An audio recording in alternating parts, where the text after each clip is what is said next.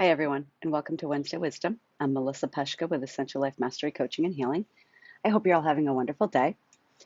So, today I want to talk to you about, do you feel shame about yourself? Do you feel shame around who you are now or who you truly are? Feeling shame around who you truly are or who you portray to be now. Yes, some people pretend to be something they truly aren't. Why? Say you're in a situation that makes you feel uncomfortable, unsafe, judged, or insecure. You try to fit in, so you let yourself adhere to that situation and you become a chameleon because you're not acting like who you truly are. And why do people do that?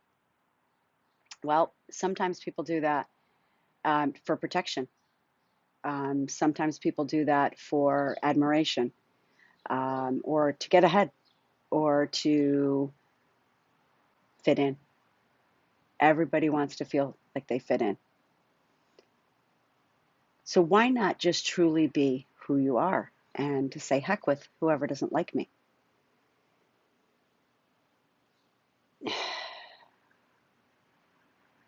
Why don't we do that? Because we all look for that outside influence, that outside admiration, that outside approval. Like I said a couple weeks ago.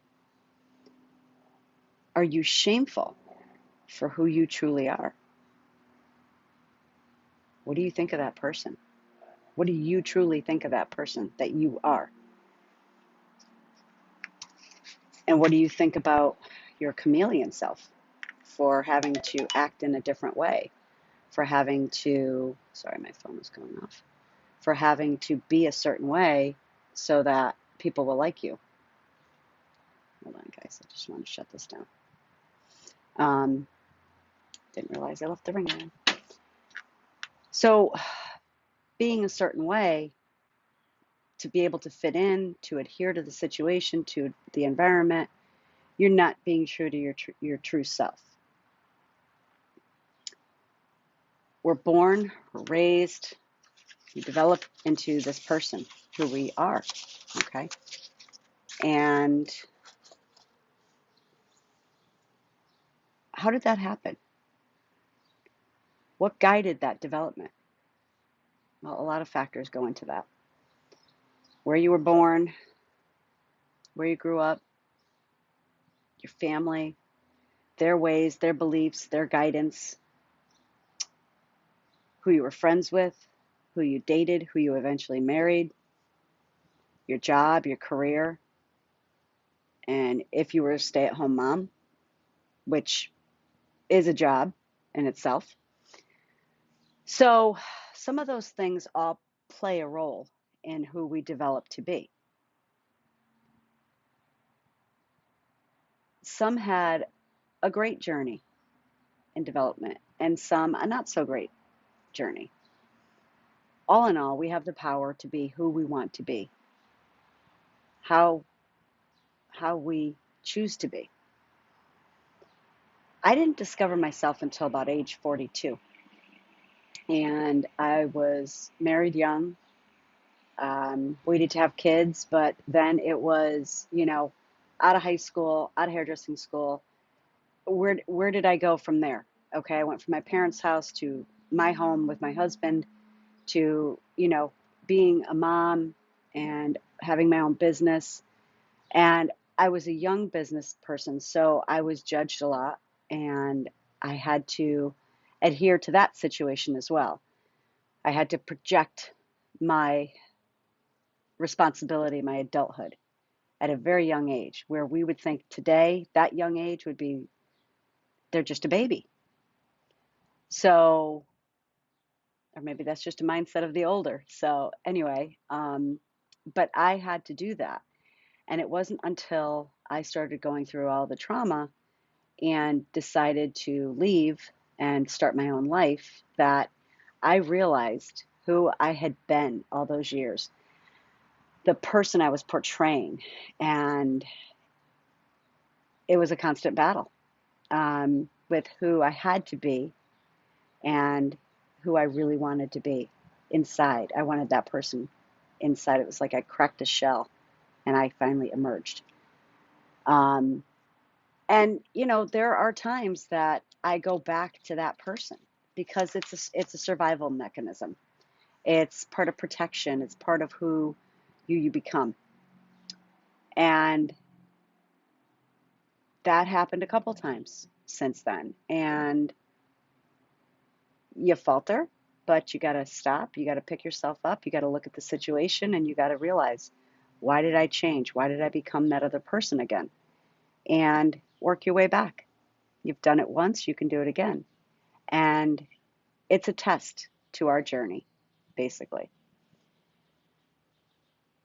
So if you really take a deep look inside yourself, your hopes, your dreams, your feelings, your thoughts, your beliefs, your emotions, everything, do you feel shame around it? Does that person, do you not like that person? Would you not want to be around that person? You got to take all that into consideration. And there's a lot of times that we're put in situations that we're around people very closely, maybe at work or family even, and you say, gosh, that person really seems like they got it all together. And wow, I admire that person. God, I would love to be like that person. The way they dress, the way they act, the way they talk, the way they think, the way they do their job, the way they raise their kids, anything. But you really don't know what their journey's been like or what's going on now in their life. So those are factors you have to take into consideration as well. They could be a chameleon just like you. They could be putting on a facade just like you to make it look all good. And when they go home and they lay their head on their pillow at night, they're feeling shame. Why did I act like that? Why did I have to be that way? Why couldn't I just be myself? Maybe they act so uptight at work because they're in a higher authority position and they can't be funny and silly. And they go home and be like, gosh, it's so unsettling and so uncomfortable to feel that way. So why did I do it? So that's shame. So when you take a deep look at that, and what are the risk factors? The risk factors are somebody might not like you. The risk factors are somebody may judge you. The risk factors may be somebody may walk away from you or not want to hire you. Well, do you really want to sacrifice your own being to be put in that kind of situation? Do you want to sacrifice who you truly are just to be with that person that's attractive and rich and whatever? Or do you want to just be yourself and be happy, be truly happy? Material things are not everything. That's not what makes you truly happy. Being yourself is what truly makes you happy. So give yourself some self-love. Be proud of your journey and realize it's a journey. And the journey's not over until we take our last breath. So do that for yourself. And one good book I would highly recommend is Brene Brown's The Gifts of Imperfection, letting go of who you think you're supposed to be and embrace who you are. I actually am currently reading it right now. And it's good to revisit everything that happens in your life. It's revisiting the self, the self-love, the self-worth. It's revisiting all those things and bringing them back to the surface for you, for yourself. And being a better person for yourself will also help be a better person for the world. So I hope you enjoyed this. Thanks for watching. And I wish you all a blessed day and take care.